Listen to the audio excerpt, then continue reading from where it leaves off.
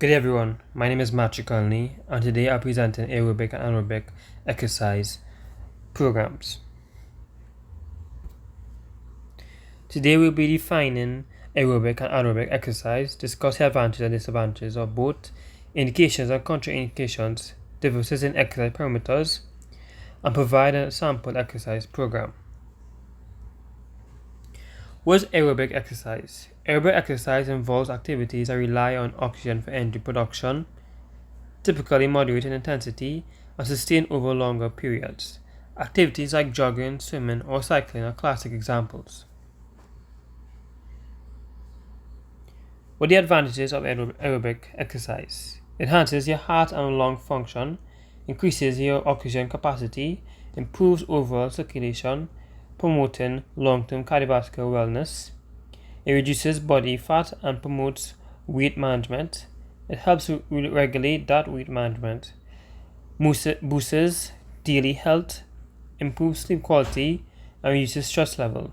Consistent aerobic training also sharpens metabolism, lowering the risk of chronic illness, and strengthens overall endurance. Although aerobic training is excellent for health, there are disadvantages. It can be time-consuming and doesn't significantly build strength or power. Without resistance work, muscle loss may occur. Repetitive motions like running or cycling can lead to overuse injuries such as shin splints or knee pain.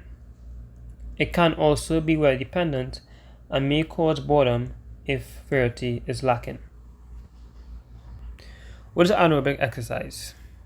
Anaerobic exercise uses ATP, PC, and glycolytic systems to generate quick, powerful bursts of energy without relying on oxygen. This type of training is incredibly valuable for improving neuromuscular coordination, muscular power output, and metabolic efficiency. Because these activities are so intense, they usually last anywhere from few seconds to maximum around 2 minutes before the body reaches fatigue.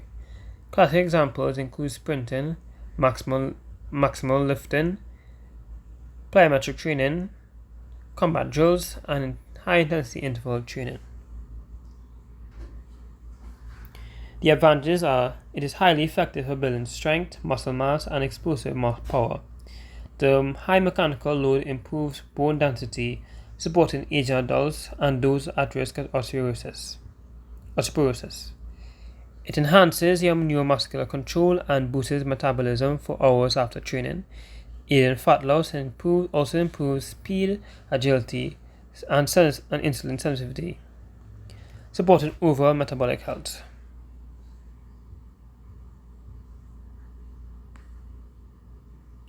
Yet disadvantages.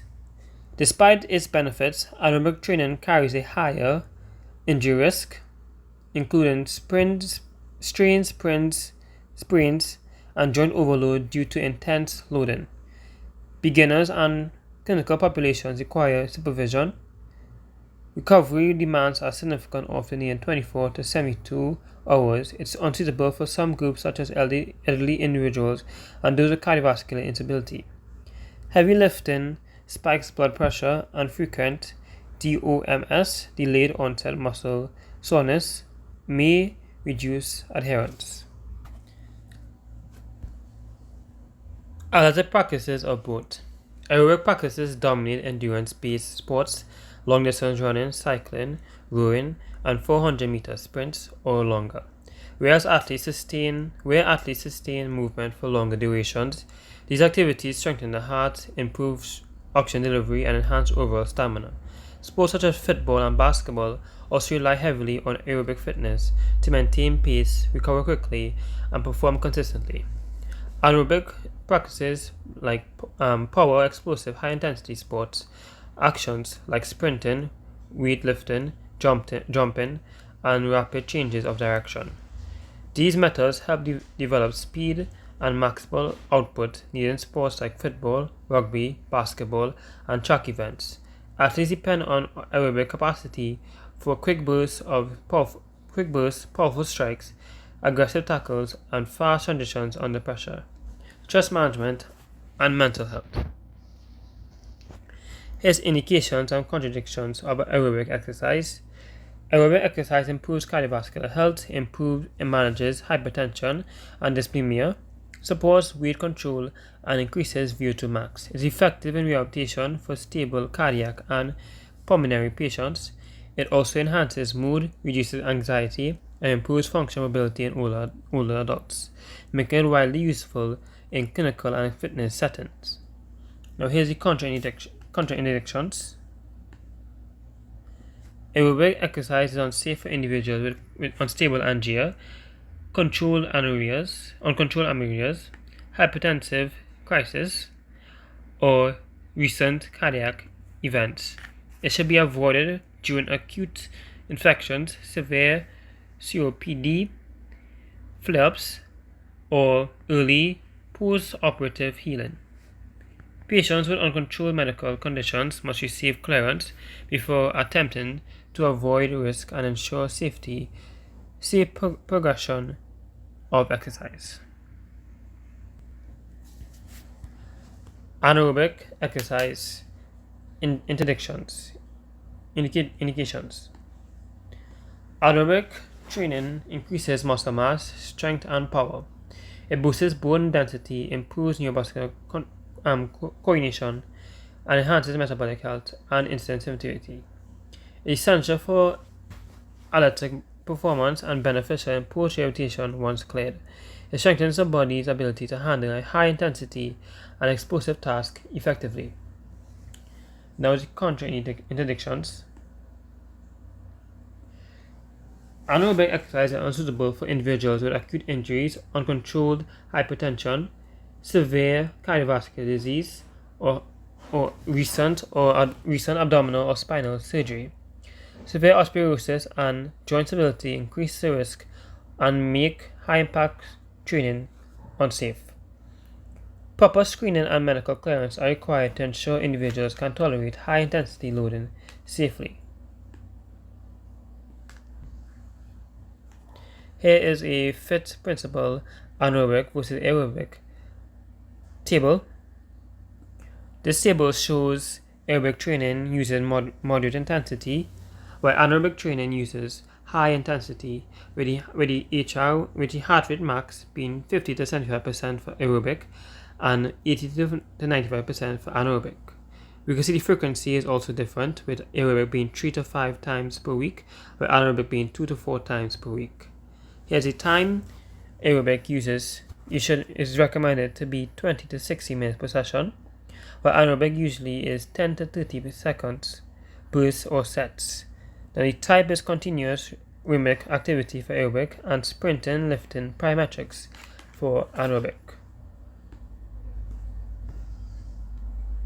Here's an aerobic exercise program that uses 4 weekly sessions at 60 to 70% heart rate max for 20 to 30 minutes.